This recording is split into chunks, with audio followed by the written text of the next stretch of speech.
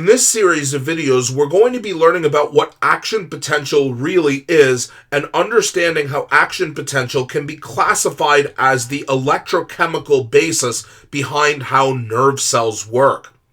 We can define action potential as being electrical in nature because it involves the movement of charge, but unlike traditional electricity that involves the flow of electrons through an electrical wire, for example, action potential is chemically based because it involves the flow of ions rather than individual electrons. Specifically, we're going to be looking at the movement of sodium ions in and out of neurons, as this really forms the foundational basis behind how action potential in nerve cells work. Before we look at that, however, we need to clarify some terminology about the neuron itself and about what electrical potential is for those who don't have a strong background in electrical physics.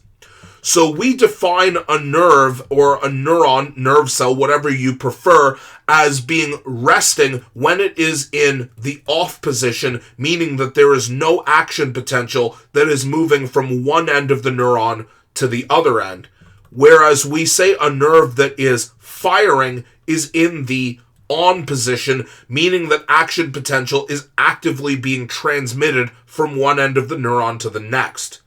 The next word we need to clarify is the term electrical potential, which refers to the capability of ions, specifically of sodium ions, to move from the outside of a neuron into the neuron. So in the same way that potential energy refers to the capability of something to happen rather than the energy of it happening, as in the difference between chemical kinetic and potential energy, electrical potential energy does not measure the speed at which ions move. That would be current, but voltage measures the capability or how likely it is that ions are supposed to move from one location to another.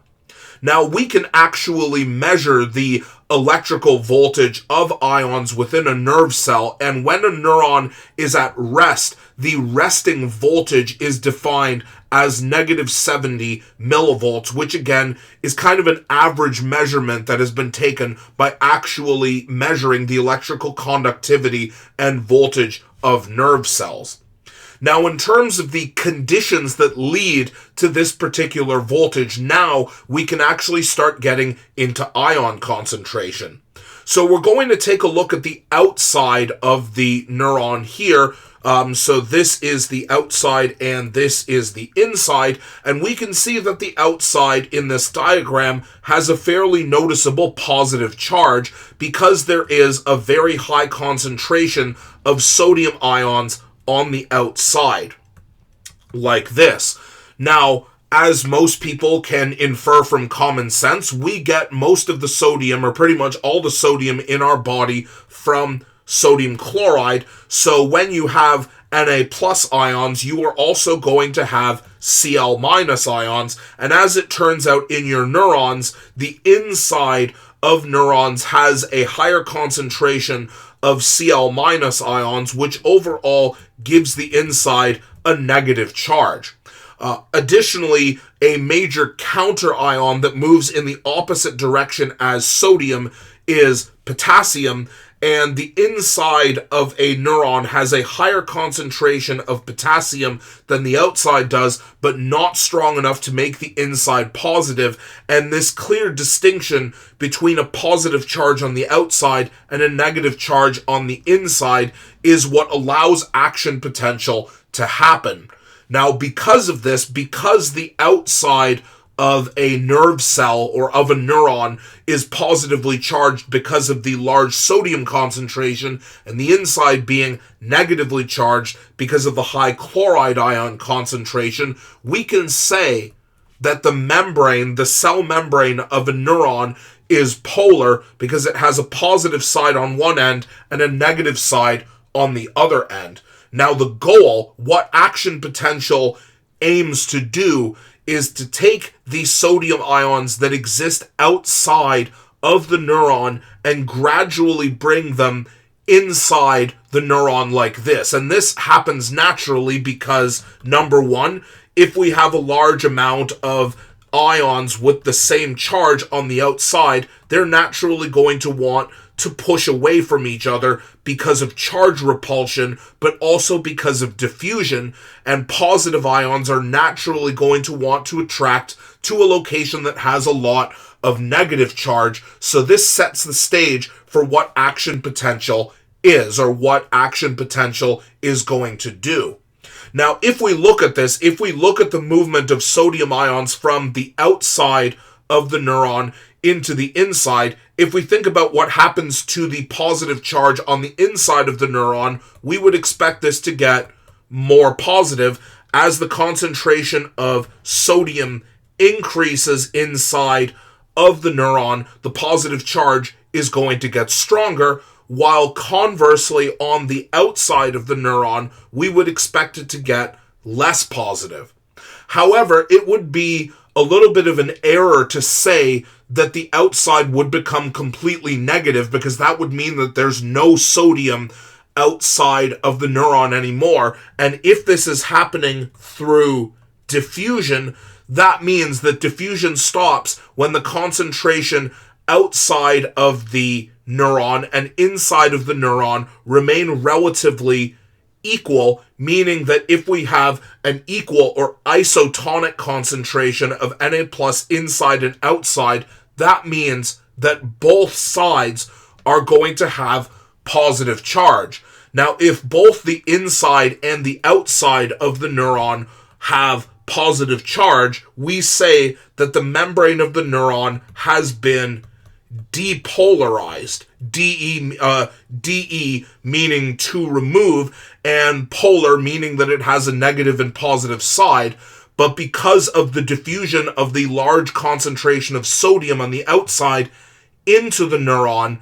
because of the fact that we now have both the outside and inside being positively charged, this is why we say that the neuron has now been depolarized, because now it no longer has a distinct positive and negative end. And this is the goal of action potential, and ultimately what causes action potential to move, but that's a topic for the next video. Now, the obvious problems here are, number one, sodium cannot cross the cell membrane without some sort of transport protein, and number two, if sodium wants to go into the inside of the cell, why is the electrical potential negative here? Well, that implies that even though sodium wants to go inside, there is something on the membrane that is preventing it from going inside. And again, part one is the fact that it's an ion, which means that it needs some sort of transport protein.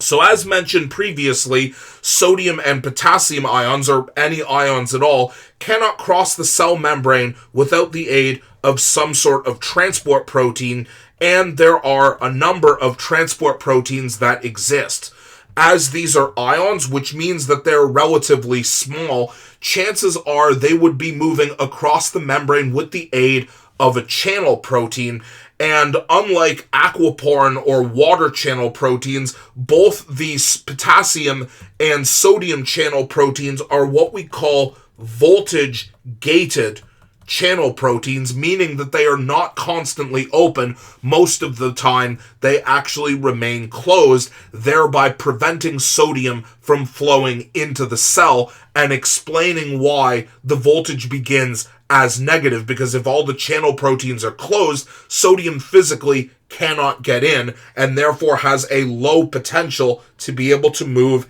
into the neuron. Now, we say that these channel proteins are voltage gated, meaning that these channel proteins, both for sodium and for potassium, only open under specific electrical conditions, meaning only when the electrical potential, the capability of sodium to move specifically, reaches a certain point. Now, a third type of transport protein is actually not a channel protein at all. It's actually an active transport carrier protein, which is what we call a sodium-potassium ion pump. And this is arguably the most famous antiport transport protein in the body because, well, mainly because of its importance in the nervous system. And its job is to take two potassium ions and move them from the outside of the cell to the inside of the cell. So we can just make that note here, while conversely moving 3 sodium ions that exist inside of the neuron and pumping them outside of the neuron. And this explains, as long as these transport proteins are active and as long as we're supplying these transport proteins with the energy that they need, this explains why a high concentration of sodium exists outside of the neuron, where a high concentration of potassium exists inside the neuron, which basically describes the conditions that exist at resting voltage. In the next video, we're actually going to look at what action potential is and what causes action potential, that being the depolarization of a neuron to move from the dendrites to the cell body, down the axon, and eventually to the axon termini.